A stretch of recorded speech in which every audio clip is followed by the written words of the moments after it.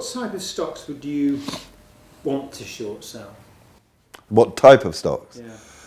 Well, again, as I said earlier, people say, and I think one of the questions you had was about what is it worth selling a company that's already collapsed? And more often than not, yes, it is.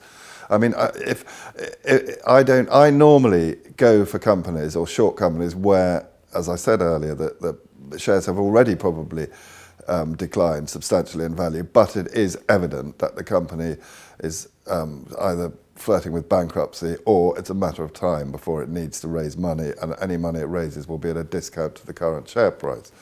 So I don't tend to say just short a company that I happen to think is overvalued, because you need more than that. I mean, there are plenty of companies out there that I think are wildly overvalued, but I wouldn't want to be short of them.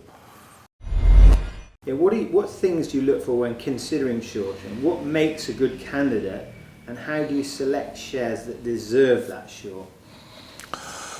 I look at fraud is obviously a prime candidate for shorting a share.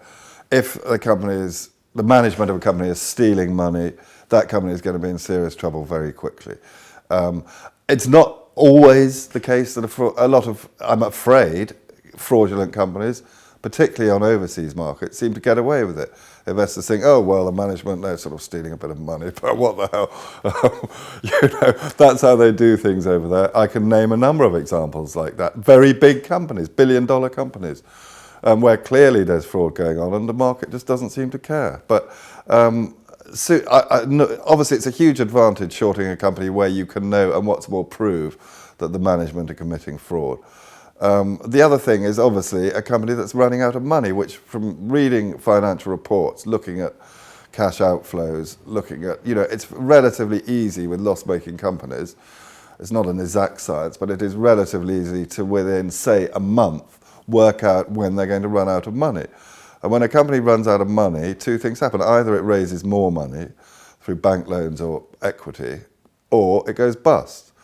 So obviously, again, the second tool is to choose a company where it is not going to find it easy to raise money. And that is normally because the last time it raised money, it said, this is it, we don't need any more, which often happens. Or the last time they raised money, it was for something that they promised was going to happen and didn't happen.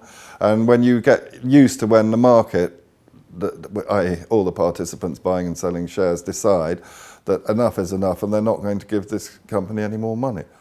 And that is an event-driven time where I can say, right, in a month's time, this company is going to lose money and we're going to need money, and I don't think people are going to want to give it any money, so therefore I'll go short. Like AIM shares as a shorting candidates, is that because it's easier to find pricing anomalies in the smaller caps? Well, I used to like AIM shares, but I'm afraid that I've had to move away quite a lot from AIM because, with a few notable exceptions, it's very difficult to borrow stock in AIM shares, except for the big ones, and there are some big ones. I mean, Quindell's a good example where there's plenty of borrow. But a lot of AIM shares, which are most obviously either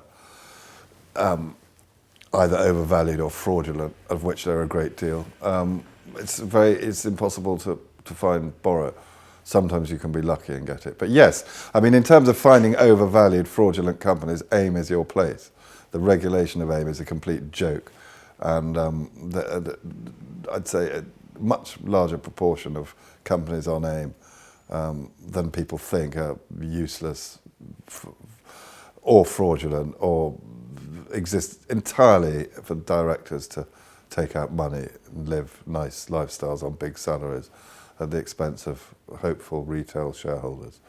So yes, I mean, the AIM market, the performance of the AIM market over the last 10 years or whatever tells you all you need to know about AIM, that it's done atrociously badly. As the FTSE is hitting new highs, I think AIM the regulation on AIM has a bit of a bugbear of mine. I think it's an absolute disgrace. When I first started in the market, Vancouver was the place to go for dodgy, fraudulent resource companies. And, we used to sort of joke about it, saying, oh, there's bandits out there. Well, no, AIM, I'd say, is less regulated and more disreputable than the Vancouver market or any other market you can think of. And it's owned by the London Stock Exchange. So there's a huge conflict of interest